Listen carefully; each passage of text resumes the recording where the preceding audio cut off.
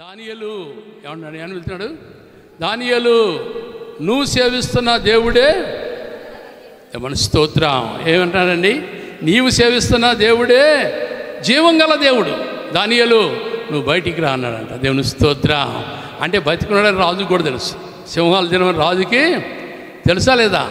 ఎందుకు? దానియేలు చేసిన ప్రార్థన, దానియేలుకున్న విశ్వాసం, దానియేలుకున్న నిరీక్షణ కదండి. ఆయన చింత లేదన్నాడు కదండి. చింత లేదని సాక్ష్యం చెప్తున్నారు వాళ్ళు. యూదులు ఏం చెప్తున్నారు? మాకు చింత లేదు అంటాడు. మా దేవుడు రక్షించిన ఇష్టమే, రక్షించుకునే ఇష్టమే, మాకు చింత లేదని చెప్తున్నాడు. రాజు అంటాడు దానియేలు అన్నాడు. రాజు ఏమన్నాడు? దానియేలు రాజు అనగానే, దానియేలు అనగానే దానియేలు ఏమనొచ్చు? మనమైతే ఏమంటాం? నేనెంత చెప్పాలి. రాజా నీ కలభావం చెప్పాను కదా, నీకోసం నేను ఎంతో ప్రయాసపడి ప్రార్థన చేస్తున్నాను, నేను ఎంతో నమ్మకమైన వాడు నువ్వే చెప్పావు, నన్ను ఇలా తీసుకొని సింహాల గృహంలో పడేసావు గనక దానియేలు ఏమనాలా? దూషించాలా? రాజుని దూషించాలా లేదా? దానియేలు అంటాడు కదా, రాజా నువ్వు చిరకాలము జీవించాలి. దేవుని స్తోత్రం. హల్లెలూయా. ఆ మాట వద్దా మనకి? ఆ మాట చెప్పగలుగుతామండి? దానియేలు అంటాడు, రాజా నువ్వు చిరకాలము జీవించాలి అని చెప్పి ఏమండి దానియేలుని బయటికి తీపిచ్చి ఎవరు గుంపుగూడు సాడీలు చెప్పారో వారిని భార్యని పిల్లల్ని కదండి వారి అందరిని తీసుకొని పోయి సింహాల గుహలో పడేస్తాడంట. సింహాలు ఎగిరి వారి ఎముకలను పొడి చేసినాయి అంట. అబ్బా దేవుని స్తోత్రం కదా. సాడీలు చెప్పేవారు ఉంటే అది చెప్పకూడదు. ఇక ఏమైపోతారంట వాళ్ళు? చెప్పాలి. ఆ సాడీలు చెప్పేవారికంట ఎముకలకు కుళ్ళు వస్తుందంటండి. ఏమవుతాయంట? ఎముకలకి కుళ్ళు పట్టుద్దంట. జాగ్రత్త గమనించండి. అందుకని ఈ సాడీలు చెప్పిన వారిని తీసుకొని వెళ్ళి ఎక్కడేశారంట? సింహాల గుహలో. ఒకడు సారీ చెప్పడానికి వెళ్తే భార్యని తన పిల్లలను కూడా తీసుకొని వచ్చి గుంపులు తీసుకొచ్చి సింహాలలో గృహలో పడేస్తుంటే సింహాలు ఎగిరి అందుకొనంట వారి ఎముకలను పొడి చేస్తాయంట. ఎందుకని? ఎప్పుడు సాడీలు చెప్పడం మనకు ఉండకూడదు. క్రైస్తవులకి ఉండొచ్చండి. ఒకరు చెప్పుకుంటూ ఉంటాం, ఒకరి నుంచి ఒకరు మాట్లాడుకుంటూ ఉంటాం. అవి ఉండొచ్చా? దానియేలుకి ఉందా ఆలోచన? ఉందంటారు దానియేలుకి? లేదు కదండి. మరి ఉండవ సంగతి ఏమైపోయినాయి? ఎముకలు కూడా పొడి అయిపోయినాయి. గమనించండి. అండి ఆ స్థితి నుంచి మనం తప్పించబట్టడానికి దానియేలుకి మనకు రుజువు ఇవ్వాలి. దేవుని స్తోత్రం. క్రైస్తవులు ఎట్లుండాలో, క్రైస్తవత్వాన్ని ఎట్లా నేర్చుకోవాలో, క్రైస్తవులు ఎట్లా విశ్వాసంతో నిరీక్షణ కలిగి ఉండాలో ఇప్పుడు మనకు నేర్పిస్తున్నా లేదా? దానియేలు నేర్పిస్తున్నా లేదా? గమనించండి. ప్రియమైన దేవుని బిడ్డలారా, మనం దేవుని మాట వినుచున్న మనము దేవుని మాటను మనం నమ్ముచున్నాం కనుక ఆయన అంటాడు కదా, చూడండి 2వ అధ్యాయం 49వ వచనం. 2వ అధ్యాయం 49వ వచనం.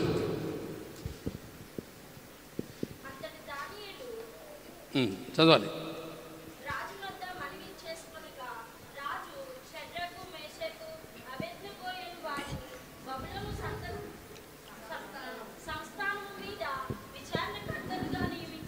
దేవుని స్తోత్రం.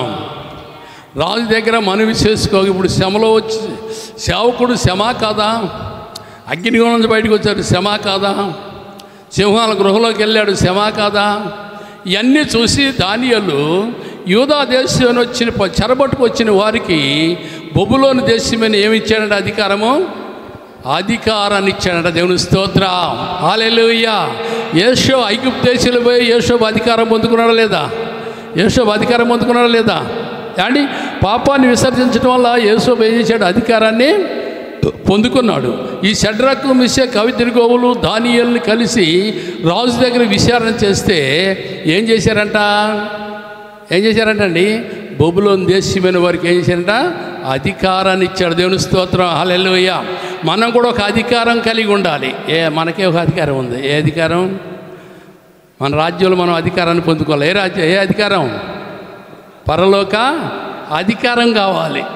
అధికారాన్ని సంపాదించుకోవాలంటే ఈ సేవకులకు వచ్చే శ్రమలు, విశ్వాసుకు వచ్చే కష్టాలు అన్నీ అనుభవించేది. ఎందుకంటే మనం ఆ దేశానికి చేరాలి. ఏ దేశం అది? పరలోక రాజ్యానికి చేరాలండి. వీళ్ళు అధికారాన్ని సంపాదించారు లేదా? బబులోను దేశంలో శ్రమపడి అగ్నిగుణంలో కాలిపోతున్నా, అగ్నిలో బడయేసినా కదండి, వారు విశ్వాసాన్ని వదిలిపెట్టలేదే. సింహాల గృహలో పడేసిన వారి విశ్వాసాన్ని వదిలిపెట్టలేదే. వారికి ఏం పొందుకున్నారు? విచారణకర్తలు అంట. దేవుని స్తోత్రం, హల్లెలూయా. విచారణకర్తగా కదండి వారిని నిర్ణయించి బబులోను దేశానికి ప్రధానిగా చేశాడు దానియేలుని. దేవుని స్తోత్రం, హల్లెలూయా. ప్రధానిగా బబులోను దేశానికి ఏం చేయంటే దానియేలుని ప్రధానిగా నిర్ణయించారు కదండి. అందుకనే దానియేలు సేవకులకు వచ్చే శ్రమలు కష్టాలు అనేవి చాలా ప్రాముఖ్యమైనవి, చాలా విలువైనవి. వాటిని గురించి మనం ఎప్పుడూ బాధపడతాం. అంత పారం చేస్తారు, వాళ్ళకి అట్ట ఎందుకు వచ్చిందంటాం అంటామా లేదా? అంత ప్రార్థన చేస్తారు, 1000 పగులు ప్రార్థనండి, వాళ్ళకి అట్ట రావటం ఏంటి? అనేవాళ్ళు చాలామంది ఉన్నారు.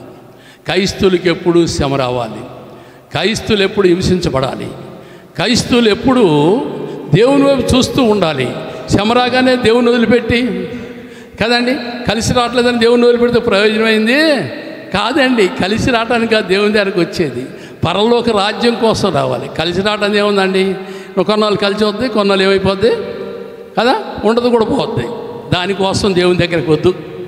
కలిసి రావాలా అండి, మాకు అది రావాలా ఇది రావాలని దేవుని దగ్గరికి వద్దు. అసలు ఎందుకు రావాలంటే నిత్య రాజ్యంలో వారసులుగా ఉండాలి. చెరబట్టుకొని పోయిన బబులోను దేశంలో దానియేలుని ప్రధానిగా చేశాడు దేవుడు, విచారణకర్తలుగా చేశాడు. అవునా కదా అండి?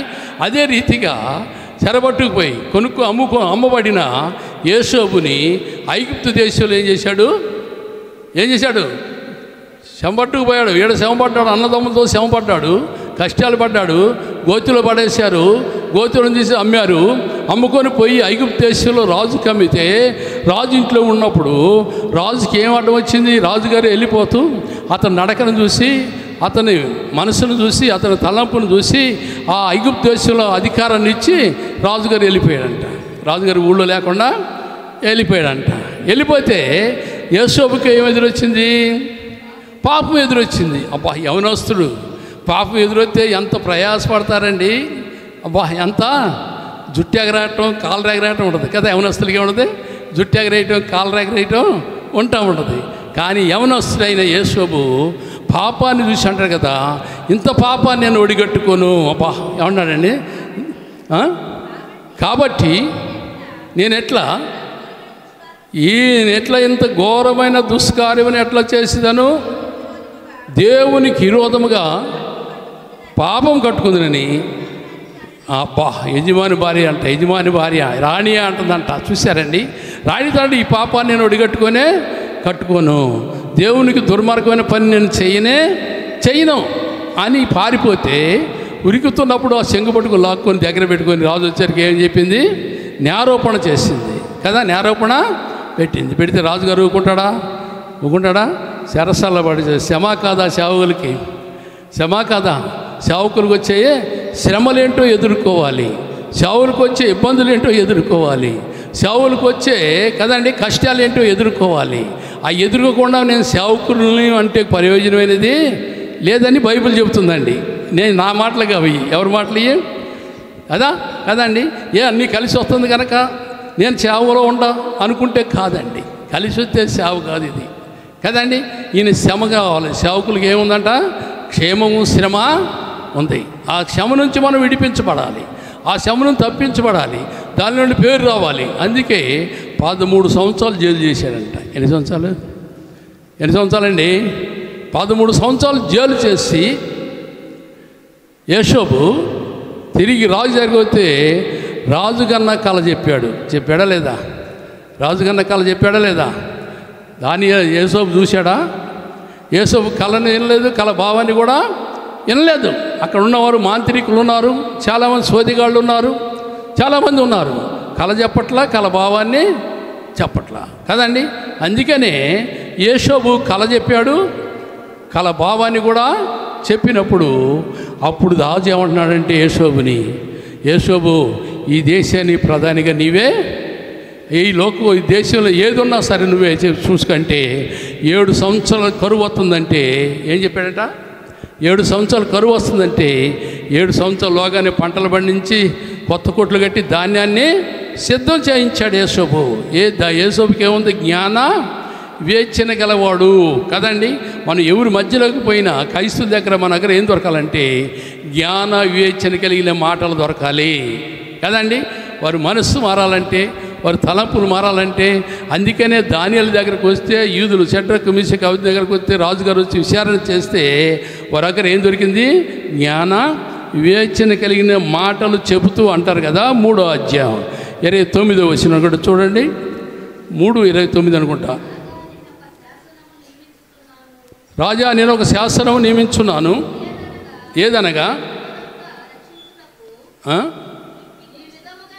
ఈ విధముగా రక్షించుటకు సమర్థుడవి దేవుడుగాక మరి ఏ దేవుడును. అబ్బా, దేవుని స్తోత్రం. వీళ్ళెళ్ళి శరబట్టుకొని పోయి శమలో ఉండి అక్కడ బబులోను దేశంలో ఏం సృష్టిస్తున్నారండి? ఒక శాసనాన్ని సృష్టిస్తున్నారంట. దేవుని స్తోత్రం. ఈ రాజుగారు అంటాడు శాసనాన్ని సృష్టించడానికి అంటాడు కదా. అప్పుడు శాసనాన్ని సృష్టించాడు. నాకు తప్ప ఏరొక దేవుడికి ఏ మనిషికి కూడా నమస్కారము చేయొద్దు అన్నాడు. ఏ మనిషికి కూడా నమస్కారం చేయొద్దు, ఏ మనిషిని గౌరవించొద్దు, ఏ దేవుడికి నమస్కారం చేయొద్దు. రాజు దగ్గరికి వచ్చి రాజుగారికే నమస్కారం చేయాలి, రాజుగారి దగ్గరే నివసించాలి, రాజుగారే దేవుడు అని చెప్పుకోవాలి అని చెప్పిన రాజు ఇవాళ అంటాడు కదా. దానియేలుని షడ్రకు మీషకు అబేద్నెగోని కలిసి వచ్చి శాసనం అంటాడు కదా, నేను ఒక శాసనమును సృష్టిస్తున్నా అంటున్నాడు. దేవుని స్తోత్రం కదండి. ఏంటంటే ఏమని సృష్టిస్తున్నాడు? చదవండి. కాగా నేను ఒక శాసనం నియమించున్నాను. ఏదనగా ఈ విధముగా రక్షించుటకు సమర్థుడకు దేవుడుగాక మరి ఏ దేవుడును లేడు. కాగా ఏ జనుల్లో కానీ, రాష్ట్రంలో కానీ, ఏ భాషలో కానీ మాట్లాడేవారిలో కానీ షడ్రకు మీషకు అబేద్నెగోల యొక్క ఎవరు దేవుడు అంటండి? అబ్రాహాం దేవుడు, ఇసాకు దేవుడు, యాకోబు దేవుడు. ఈ రాజుగారు అంటాడు షడ్రకు మీషకు అబేద్నెగోల దేవుడు. దేవుని స్తోత్రం. హల్లెలూయా కదండి. మనం ఏ దేశానికి వెళ్తే వాళ్ళ దేవుడు కదండి. ఆ దేవుడు విశ్వాసులకి దేవుని యందు నిరీక్షణ ఉండాలి, నిరీక్షణ కలిగి మనం జీవించాలి. అక్కడ చెరలోకి వెళ్ళి ఒక శాసనాన్ని సృష్టించారు కదండి. వారు సేవిస్తున్న దేవుడే జీవం గల దేవుడు, ఆయన్ని ఆరాధించాలి, ఆయనతో కలిసి ఎంబడించాలి, ఆయన స్తుతించాలి అని రాజు శాసనం వచ్చి బబులోను దేశానికి ఏం తీసుకొచ్చారు? ఎవరిని పరిచయం చేశారు? నెబుకద్నెజరు నిలబెట్టిన ఎంత అంటే ఎన్ని అడుగులు అంటే పొడుగంట? ఎన్ని అడుగులండి? 130 అడుగులో ఏముందంట కదా. ఎన్ని? 170 అడుగులు ఎత్తంటండి. దేవుని స్తోత్రం. ఆ రాయబడి ఉంది ఎంత? 170 అడుగులు ఎత్తంట. చూశారండి.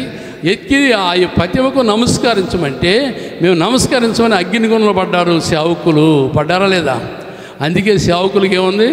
పరీక్ష అనేది ఉంది, శ్రమ అనేది ఉంది. ఆ శ్రమ నుండి ఇడిపించబడాలంటే మనం దేవుని యందు పట్టుదల కలిగి షడ్రకు మీషకు అబేద్నెగోలు ఏ రీతిగా ఉన్నారో విశ్వాసులైన మనం కూడా ఎట్టుండాలండి? దేవుని సేవకులైన మనం కూడా ఎటువంటి పట్టుదల కలిగి జీవించాలి. అట్లా జీవించినప్పుడే దేవుని మహిమని చూస్తమే కాకుండా బబులోను దేశాన్ని మార్చింది. దేవుని స్తోత్రం. హల్లెలూయా. దాన్ని నెబుకద్నెజరుని మార్చిందా లేదా? నెబుకద్నెజరు గర్వించి ఏమేమి చేశాడంట? కొత్త శాసనాన్ని నిర్మించాడు. క్రొత్త బ్రతుకు ఏం రావాలి? ఇదిగో పాతవి గతించెను, సమస్తమును క్రొత్తమైనటారు కొరింథీ పత్రికలో కదా. ఎందుకంటే సమస్తమును గతించిపోవాలి. క్రైస్తవులు అంటే సమస్తం నశించిపోవాలి మనలో నుంచి. అది విడిచిపెట్టినప్పుడే సేవకులంటే ఒక గుర్తింపు రావాలి. ఏం రావాలండి? సేవకులకి ఏం రావాలి? గుర్తింపు కలిగి ఉండాలి. గుర్తింపు లేకుండా మనం ఉంటే ప్రయోజనం అనేది కాదు. గుర్తింపు లేకుండా మనం జీవిస్తే పేరుకి సేవకులుగా ఉంటాము, దేవునికి ఆరాధించలేకపోతున్నాం, దేవునిగా మహింపరచలేకపోతున్నాం. ఎక్కడికి వెళితే ఆ మాట చెప్పుకుంటే ప్రయోజనం అనేది లేదు.